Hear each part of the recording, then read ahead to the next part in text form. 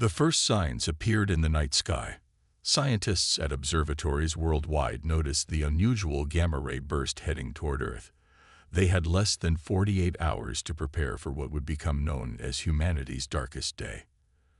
Dr. Tom Wilson stood at his console in the Mountain View Observatory, his coffee growing cold as he stared at the readings.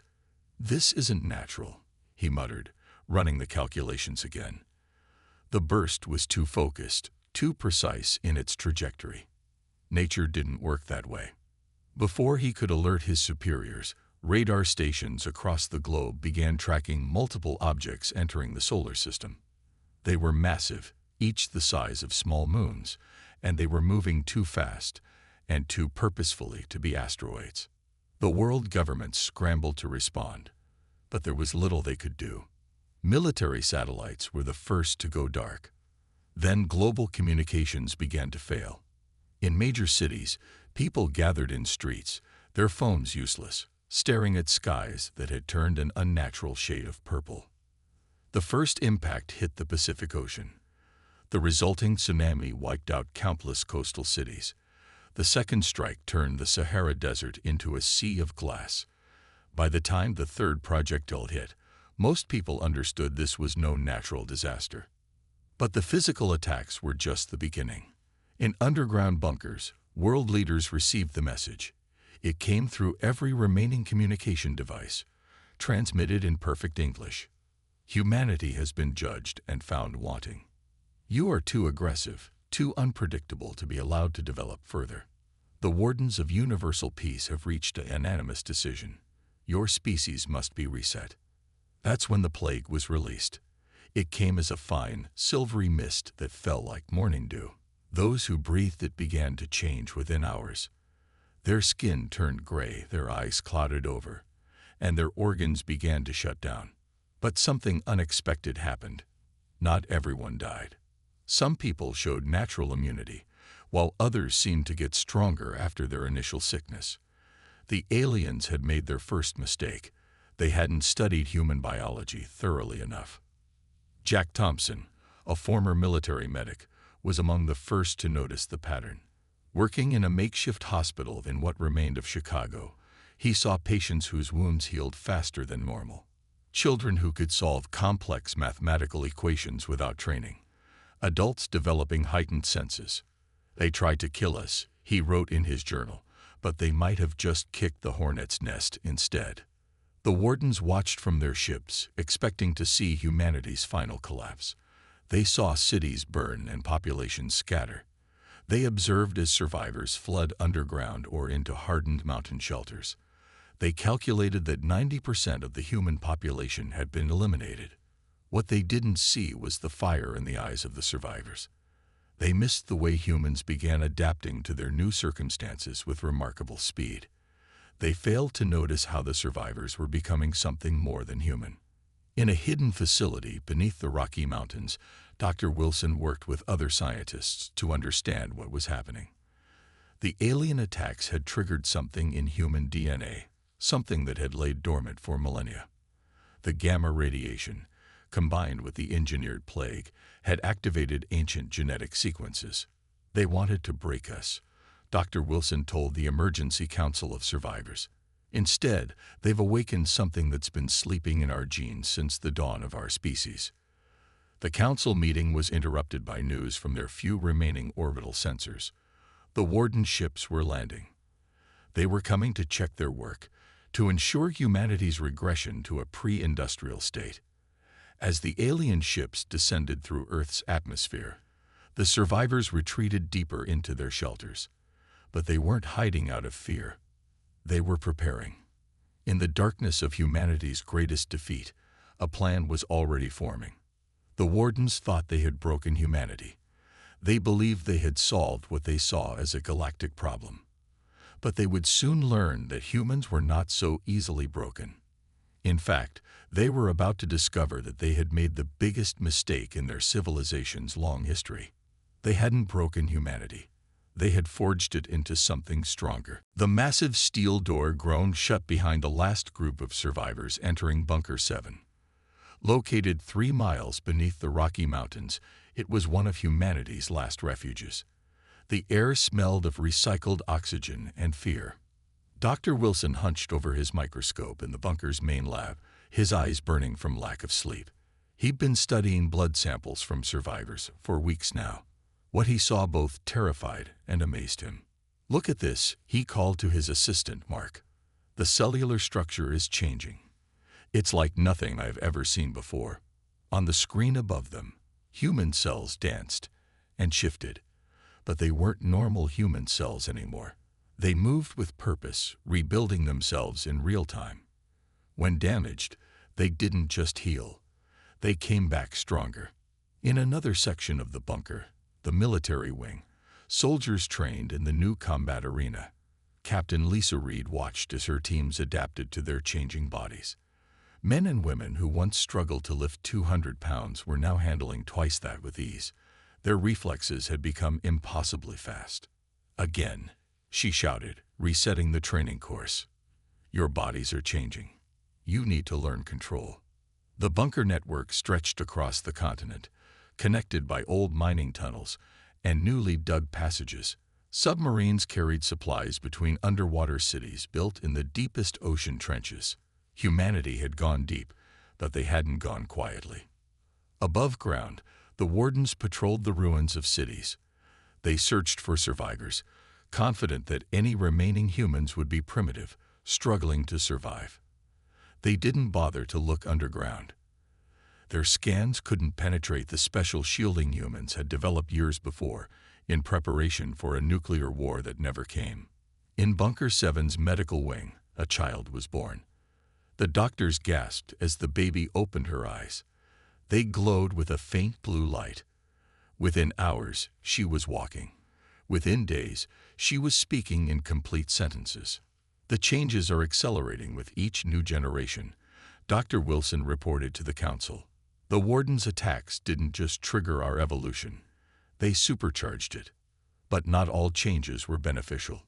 Some survivors developed unstable mutations. Their bodies couldn't handle the rapid evolution, and they had to be kept in special medical units." Dr. Wilson worked tirelessly to understand why some adapted while others suffered. In the hydroponics section, farmers discovered their plants were changing too. Crops grown in soil contaminated by the alien weapons grew faster and produced more food. Even the bacteria in the air processors had evolved, becoming more efficient at cleaning the air. "They didn't just change us," Mark said one evening, studying the latest test results. "They changed our entire biosphere." The bunker's communications center picked up transmissions between warden ships. The aliens were speaking in their own language, but human linguists had already cracked their code. They were confused. Their scans showed Earth's surface was becoming more radioactive, more hostile to life. According to their calculations, humanity should have been reduced to small bands of hunter-gatherers. They never considered that humans would go underground. They never imagined that humans would turn their weapons against them. 1 year after the attack, Dr. Wilson made his biggest discovery. The changes weren't random. The human DNA was reorganizing itself with mathematical precision. It was as if humanity's genetic code contained backup plans for exactly this type of situation. "We're not just surviving," he announced to the council. "We're becoming what we were always meant to be." The wardens didn't break us. They completed us. In the deepest part of Bunker 7, behind layers of security, a special project was underway. Engineers and scientists worked on reverse engineering pieces of warden technology recovered from crashed ships. With their enhanced intellects, they were making progress faster than anyone thought possible. The wardens believed they had won. They thought humanity was finished, broken, reduced to nothing. But 3 miles underground, humanity was rebuilding, evolving, preparing. They weren't just planning to survive. They were planning to rise again. And when they did, the wardens would learn why Earth's humans had survived every mass extinction event in their planet's history. They would learn why humans had emerged stronger from every disaster they'd ever faced. Because humans don't break. They adapt. They evolve. They overcome. And now, They were angry. 20 years passed in the underground shelters. The children born after the attack had grown into adults with abilities that would have seemed impossible before. They were humanity's new generation, and they were ready for war. Commander Lisa Reed, now leader of Earth's United Defense Forces, stood before a holographic display of Mars. The red planet had become the Warden's main base in the solar system. Their ships constantly moved between Earth and Mars, believing they were simply monitoring a dying species. The Warden patrol routes are predictable, she told her officers. They'd grown complacent. That's their weakness. The command center hummed with activity. Enhanced humans worked at stations, their minds connected through a new form of communication that had evolved from their changed biology. They could share thoughts and coordinate actions with perfect precision. First Strike Team is in position, reported Captain Mike Ross. His squad had secretly landed on Mars 3 days ago, using stealth ships built with reverse-engineered Warden technology. The ships were smaller, faster, and completely invisible to Warden sensors. The plan was simple but bold. While the Wardens watched Earth's surface, humanity would take Mars from them. Dr. Wilson's daughter, Emma, now headed the science division. She had been born underground, one of the first enhanced children. Her mind could process information faster than any computer, and she had improved on her father's work. The Martian atmosphere works in our favor, she explained, pointing to data streams. The radiation that was meant to kill us has made us stronger in low-gravity environments. We can operate on Mars without suits for short periods. The first attack came at Martian dawn. Enhanced human soldiers emerged from hidden bunkers beneath the Martian soil. They moved with inhuman speed, their bodies adapted to the harsh environment. Warden guards fell before they could raise alarms. In orbit, human ships appeared from nowhere, their hulls covered in light-bending materials. They struck Warden vessels with weapons that targeted specific frequencies that disrupted Warden technology but left human systems untouched. The Wardens had never expected this. Their sensors showed impossible readings. Humans operating in vacuum, moving faster than their targeting systems could track, coordinating attacks with a precision that shouldn't have been possible. "We've taken the primary base," Captain Ross reported. "Minimal casualties on our side." The Wardens, they didn't stand a chance. Commander Reed allowed herself a small smile. This was just the beginning. The Wardens had thought their attack would break humanity. Instead, it had forced them to evolve beyond anything the aliens could have predicted. Inside the captured Warden base, Emma studied their technology with fascination. Their systems are old, she realized. They haven't needed to innovate for thousands of years. They'd been standing still while we were forced to adapt. The Warden prisoners watched in horror as humans walked through their halls without protection, communicated without devices, and operated their technology with ease. One of them finally spoke to Commander Reed. "What are you?" The alien asked in its translated speech. "We are what you made us," Reed replied. "You tried to break us down to nothing. But that's the thing about humans. We don't break. We rebuild. We come back stronger." News of the Mars attack reached Earth's remaining Warden observers. For the first time in their long history, they felt fear. Their reports to their homeworld were frantic, describing humans with impossible abilities, humans who had not only survived their weapons, but had been transformed by them. In the underground bunkers of Earth, more ships were being prepared. More soldiers were training. The next generation of enhanced humans was growing stronger still. Mars was just the first step. The Wardens had wanted to break humanity, to make them harmless. Instead, they had created their own worst nightmare, a species that had taken their weapons, their technology, and their attacks, and turned them all into advantages. The resistance wasn't just beginning. It was evolving. And the Wardens were about to learn just how badly they had miscalculated. In the captured Warden base on Mars, Emma Wilson ran her hand over the alien control panel. The technology responded to her touch instantly, a feat that would have been impossible for humans before the evolution. Around her, a team of enhanced engineers worked to unlock more of the Warden's secrets. Their tech is based on crystalline matrices, she explained to Commander Reed through their shared mental link. It's not that different from our own neural patterns now. That's why we can interface with it so easily. The main laboratory was filled with dismantled Warden devices. What had once been mysterious alien technology was now being taken apart, understood, and improved upon. Humans weren't just copying the Warden tech, they were making it better. "Look at this propulsion system," said lead engineer Tom Foster, pointing to a holographic display. "They're still using basic quantum folding. We've already figured out how to double its efficiency." The Wardens had made a critical mistake. By forcing human evolution, they had created beings whose minds could process information at unprecedented speeds. Every piece of alien technology they studied was rapidly understood and enhanced.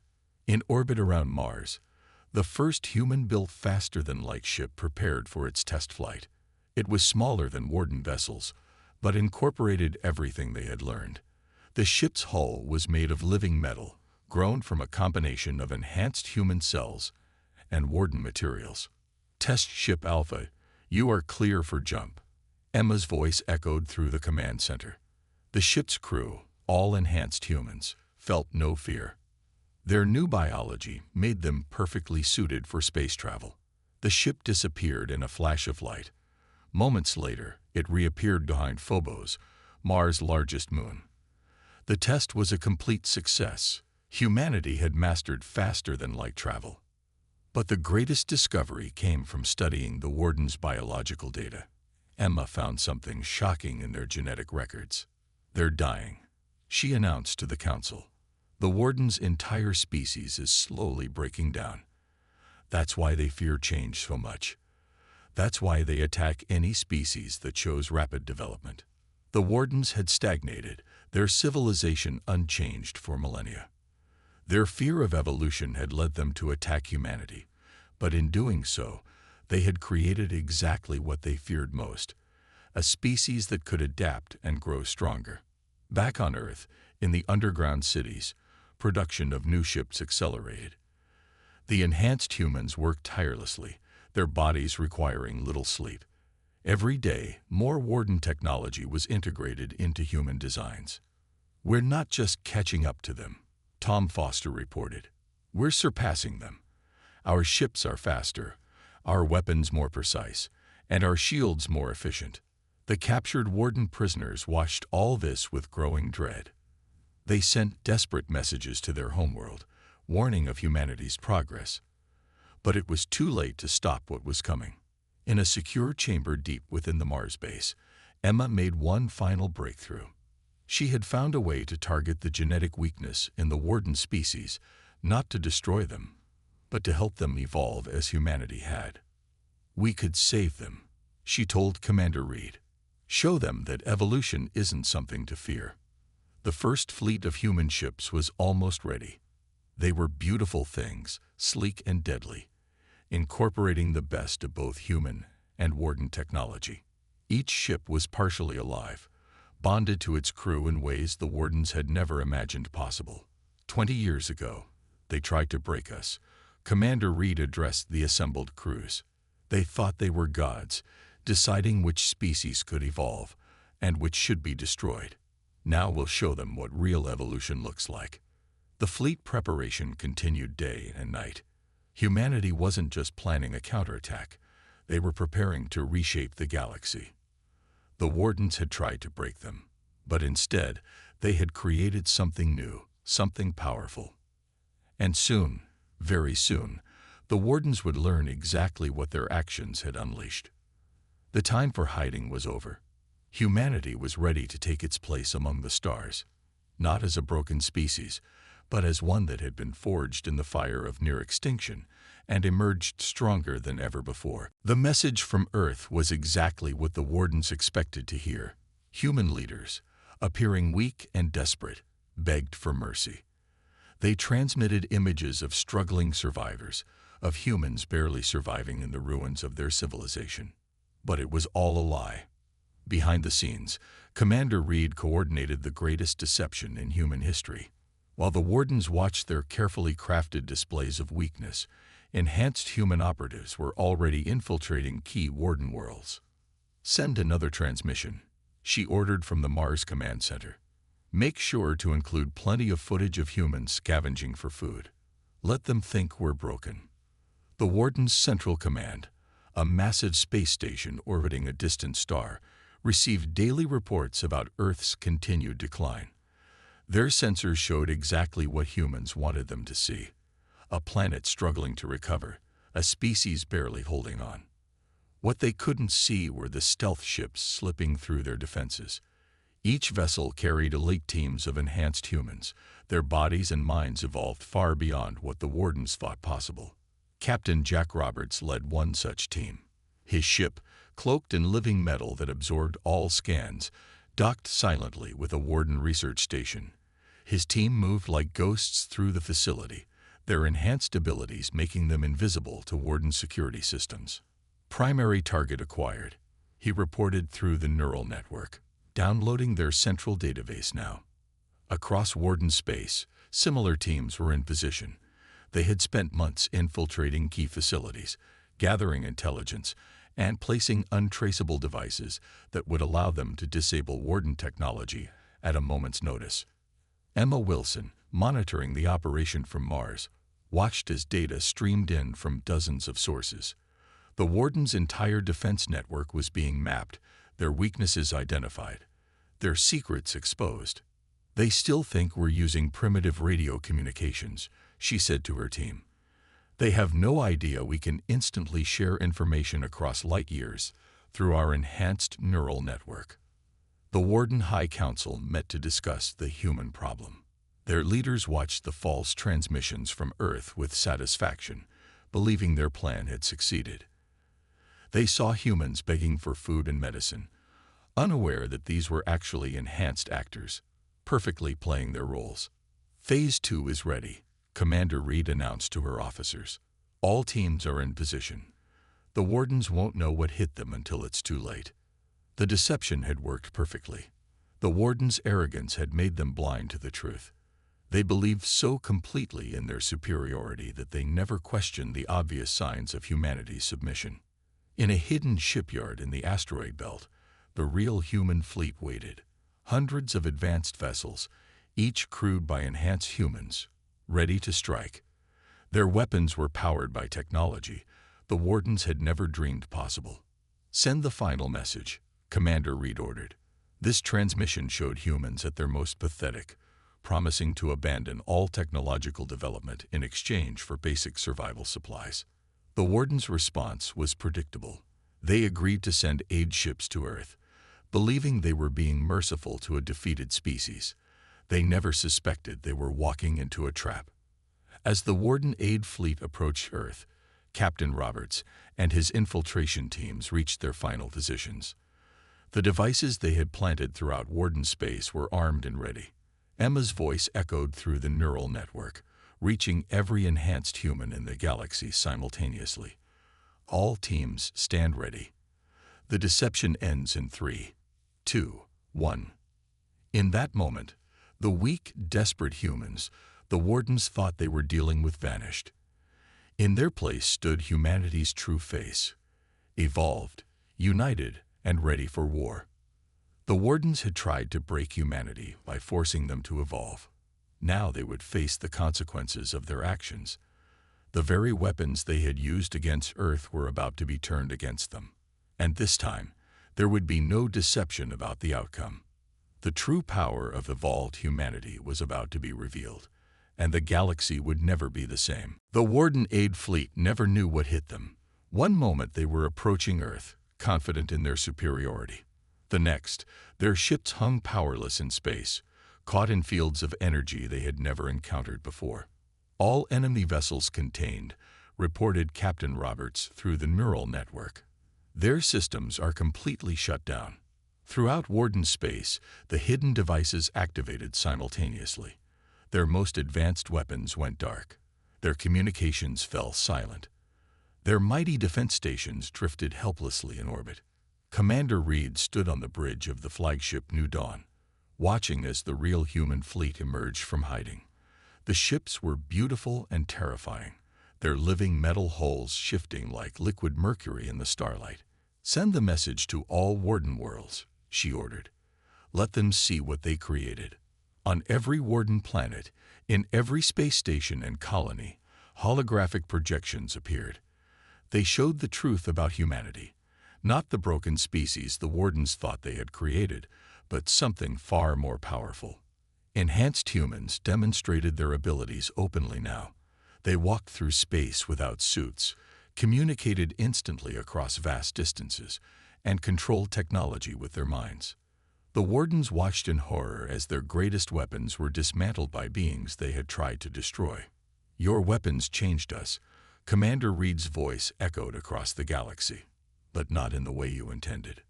The Warden High Council, trapped in their central station, received reports of defections. Several alien species, impressed by humanity's resilience and power, were abandoning the Warden Coalition. They had seen the future, and it wasn't with the stagnant Wardens. Emma Wilson arrived at the Warden Central Station with her team of scientists. The Warden leaders, expecting execution, were surprised when she offered them something else entirely. "We can help you," she said, displaying data about their genetic degradation. "We've found a way to reverse the damage to your species. You can evolve again, grow stronger, like we did." The younger Wardens were the first to accept. They had always questioned their society's fear of change, and now they saw living proof that evolution brought strength, not weakness. In a matter of days, the balance of power shifted completely. Human ships patrolled Warden space, not as conquerors but as peacekeepers. Enhanced human scientists worked alongside reformed Wardens, sharing knowledge and technology. "They're adapting quickly," Captain Roberts reported after visiting a Warden colony that had accepted human help. "Their children are already showing signs of positive mutation." The Warden Coalition fractured as more species pledged allegiance to humanity. They had seen how humans handled victory, not with revenge, but with offers of help and cooperation. On Mars, now a thriving human colony, Emma worked with former Warden scientists. Together, they developed treatments to help other species achieve controlled evolution, similar to what humanity had experienced. "We could have destroyed them," Commander Reed said during a council meeting.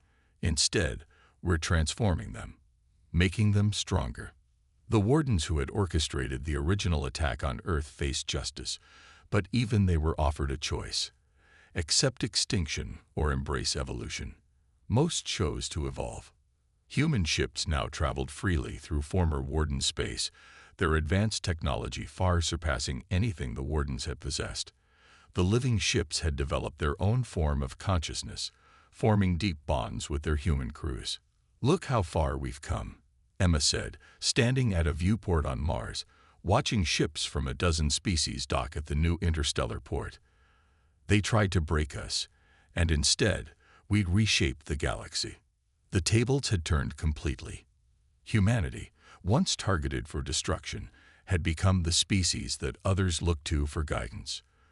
Their near extinction had led to their greatest triumph. And as human ships pushed further into the galaxy, making new discoveries and meeting new species, one thing became clear: the universe had tried to break humanity, but humanity had broken the old order instead. A new age had begun, and it started with the species that refused to be destroyed. 5 years after humanity's victory, the galaxy was almost unrecognizable. Earth had emerged from its underground shelters, its surface restored by advanced terraforming technology. Cities reached into the sky, their structures a blend of human innovation and adapted Warden engineering. From her office in the new Galactic Council headquarters on Mars, Commander Reed watched ships from dozens of species dock at the orbital station. Each vessel carried representatives to the council humanity had established, not as rulers, but as guides.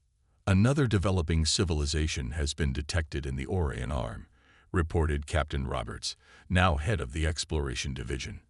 "Their technology level is similar to Earth's pre-attack state." Send observers, Reed ordered. Make sure no one interferes with their natural development.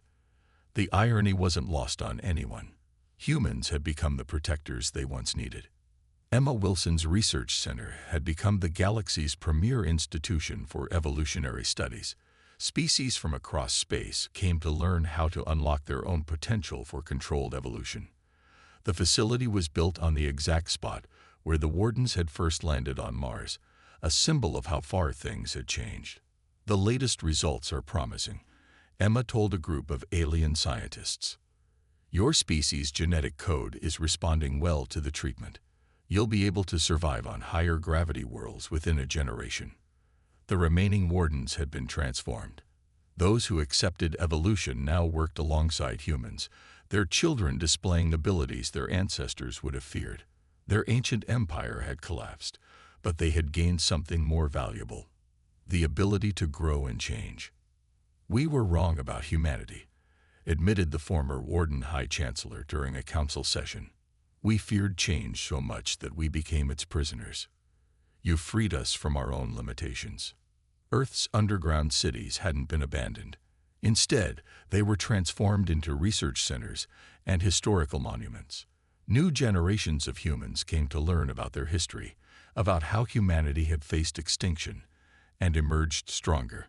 The enhanced humans continued to evolve, but now they controlled the process. Each new generation built upon the strengths of the last, while maintaining their connection to their original human nature. They had found balance between power and wisdom. We're detecting new forms of space-time manipulation, Tom Foster reported from his advanced physics lab. The universe is far more complex than either we or the Wardens imagined. There's still so much to learn. Humanity's ships now traveled further than any Warden vessel had ever gone. They discovered wonders and challenges that would have been impossible to face before their evolution. But they never forgot their primary mission: to protect and guide other developing civilizations. We know what it's like to face extinction, Commander Reed told the Council. Our duty now is to ensure no other species faces what we did. But we also must let them grow on their own terms. The human neural network had expanded, allowing instant communication across the galaxy. But they used this power carefully, remembering the importance of individual growth and personal discovery. Young species were watched over by hidden human observers, protected from external threats while being allowed to develop naturally. The universe was no longer a place where stronger civilizations could prey on developing ones. This is what victory truly looks like, Emma said during the 5th anniversary of the New Order. Not domination, but transformation. Not control, but guidance. The universe had tried to break humanity, had thrown its worst at Earth and its people. But humans had done what they always did. They adapted, evolved, and turned adversity into advantage. Now they stood as guardians of a new galactic order, one built not on fear of change, but on the promise of growth.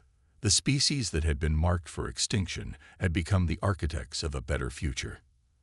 As the sun set on Mars, painting the new cities in golden light, humanity looked to the stars not with fear, but with purpose. They had not only survived, they had created something unprecedented in the galaxy's history, a future where evolution was not feared, but embraced. The universe had tried to break humanity. Instead, humanity had remade the universe. And this was just the beginning.